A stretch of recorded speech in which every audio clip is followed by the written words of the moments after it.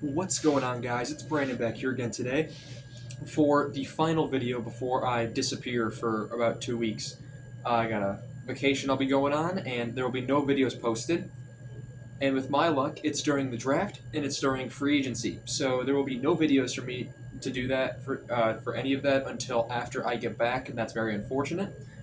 And I'm going on a cruise during free agency. I'll be on land for the draft, but during the cruise, you don't really have Wi-Fi at sea. You have a very specified amount, so I'm pretty much going to know nothing about what's going on in the outside world. So that's going to be very interesting.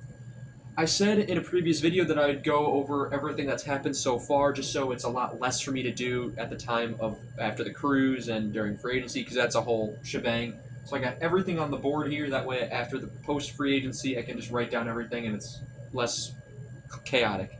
So we'll start with every re-signing that teams have done in trades and entry-level deals, as well as retirements that have happened so far. Anaheim's done nothing in terms of free agency.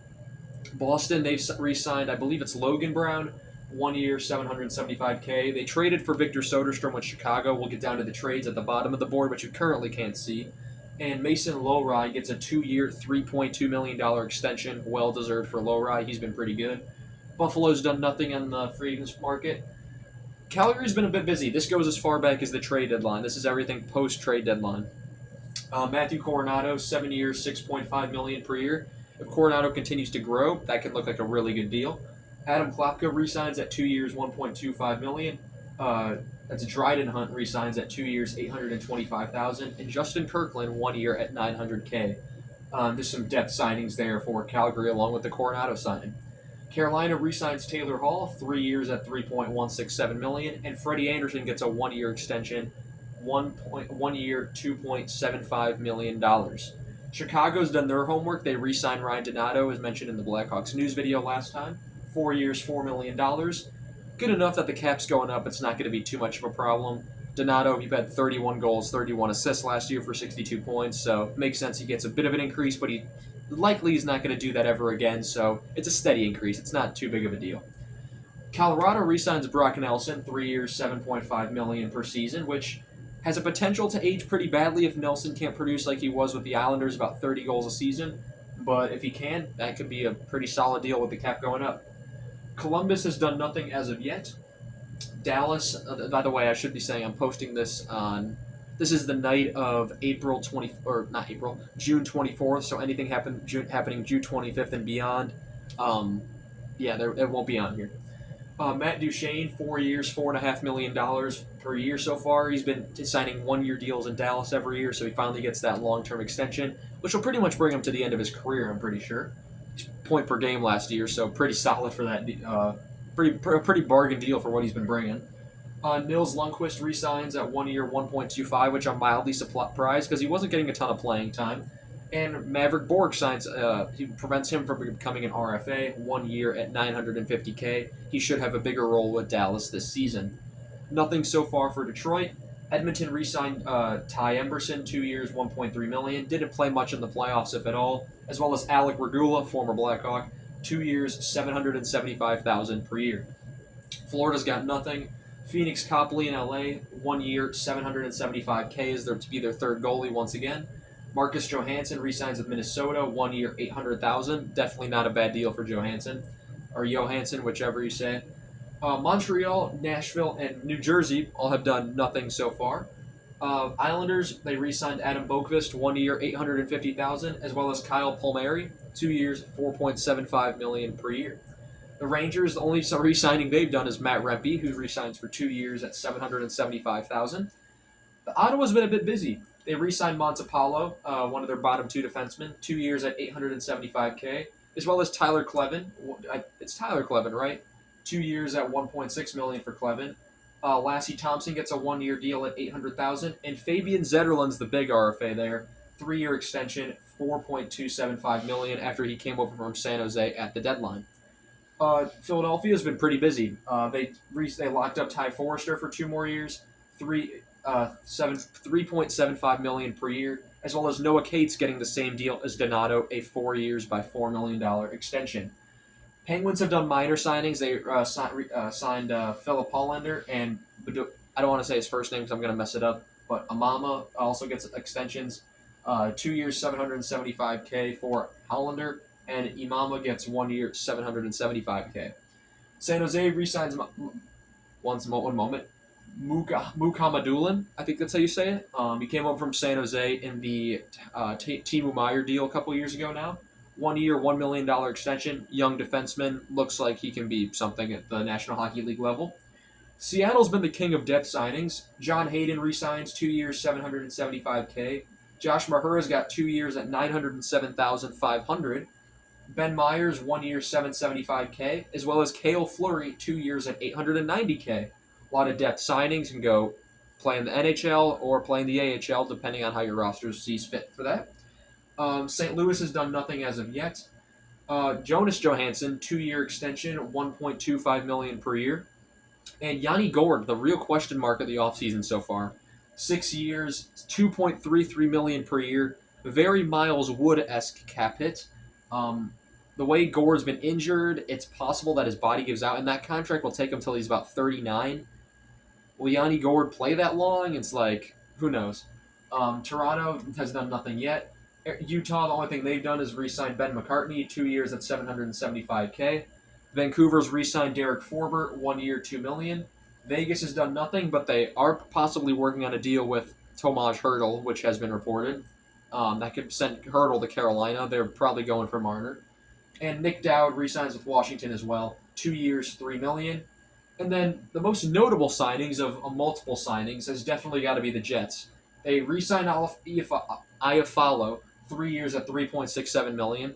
Neil Pionk gets the big money, 6 years, $7 million per year, as well as Jonathan Toews. And this one's going to hurt for me personally because Toews has been one of my childhood guys, and you sign with another team after not playing for 2 years. It's going to hurt me. 1 year, $2 million per year, and a pretty weird contract setup. Of course, speaking of Toews, Hockey Hall of Fame inductees today, and the big NHLers, Chara, McGillney finally, Joe Thornton, and Duncan Keith. So another one of my childhood players. You had Hossa, and now Duncan Keith getting into the Hockey Hall of Fame. Ronick got in last year, so we got a couple Blackhawks getting in there now, here and there, which is always fun to see. And of course, Jennifer Botterill. Even though I don't pay as much attention to female hockey, that's definitely one of the names that everyone knows. It's up there with Hillary Knight and Marie Poulin.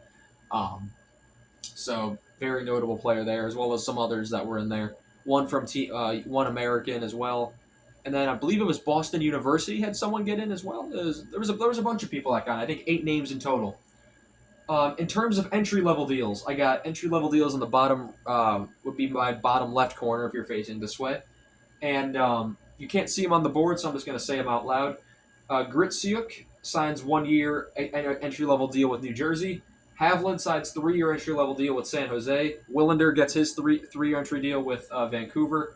Urov with Minnesota, that's 3 years. Simishev and Boot, that's for Utah, both of them. Boots, I believe, a center. Simishev, a defenseman who I really wanted the Hawks to get a couple years ago. They both are anchoring in another era of anchoring in the beginning of Utah era hockey. Of course, guys like Cooley and Keller, they were in Arizona, so people know them as Arizona players. These guys are, although they might have been drafted by Arizona, or some of them maybe even drafted by Utah, they're getting that. They're Utah players. They've only played for Utah. They're the homegrown talents there. And then, of course, Ilya Nabokov, no relation to Evgeny Nabokov, a goaltender, 2-year entry-level deal with Colorado. So we'll see how he does at the NHL or AHL level. In terms of trades, we've had 7 so far this offseason, starting with Tampa Bay and Carolina. Tampa Bay ended up getting Lucas Mercuri, a prospect. Carolina ended up getting a 2025 6th-round pick. That was the smallest one out of them all. Then Anaheim and the Rangers decide to make a deal. Anaheim gets Chris Kreider and a 2025 4th.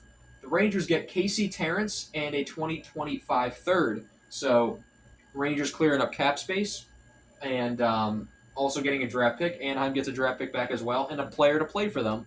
And they have a ton of cap space, so it's very doable for them. Boston gets Victor Soderstrom from Chicago, who they acquired in the Shea Weber deal. Ends up not playing a game, so that clears up one spot on the Hawks roster. He wasn't even signed, but he ends up signing in Boston. But I'm fine with it since he really didn't have a spot in organization anyway. Chicago gets back Ryan Mast and a 2025 seventh, so they get a pick, a guy who can play in the AHL, and they get rid of a contract that they weren't going to sign. Nashville acquires Eric Halla from New Jersey. Of course, New Jersey gets cap space, a fourth round pick, and Jeremy Hansel, a player I've also never heard of. Um, Seattle was wheeling and dealing as well. Seattle ends up acquiring Mason Marchment. They send to Dallas a 2025 fourth and a 2026 third. Most important thing for Dallas here is cap space. Chicago also acquires Andre Burakovsky from Seattle in exchange for Joe Veleno. Veleno played about 18 games with Chicago and ends up going to Seattle. Got his cup of coffee. Could be considered a Blackhawks legend, I think, for his service. And then the last but not least, this happened yesterday. Philadelphia acquires Trevor Zegras. Of course, Drysdale goes to Philadelphia. Now Zegras is on his way to Philadelphia. Zegras and Michkov. That could be a scary combination there. Anaheim gets back Ryan Poehling, a 2025 second and a 2026 fourth. If you told me that was the return for Zegras a couple years ago, I would have told you were out of your mind. But injury-riddled year, injury-riddled couple of years, and his value has kind of fallen off a little bit. Still get a high second back, and Poehling could be a useful bottom sixer. Anaheim getting another player to play for them. It's not Zegras, but Zegras was kind of falling out of their top six. So you got to do what you got to do. To end it off, we'll talk about retirements. Pat Maroon and Alec Martinez from Chicago, Cal Clutterbuck from the Islanders, as well as Matt Martin. David Savard from Montreal, Marc-Andre Fleury from Minnesota, Sam Gagner, who I don't think he played in the NHL this last season, but known 8-point legend. Jesper Foss due to injury, unfortunately. TJ Oshie, another one due to injury, and Nick Bonino. So a couple of retirements there. It's been an eventful NHL offseason so far. I'm looking forward to hopefully some more trades with the cap going up and cap space being plentiful. Some big names out there, some big RFAs out there, so the rest of this offseason should be pretty interesting. Hopefully I hear some stuff, but also I think be fun to just scroll through everything when I get back and just see who went where and if the Hawks did anything and that sort of thing.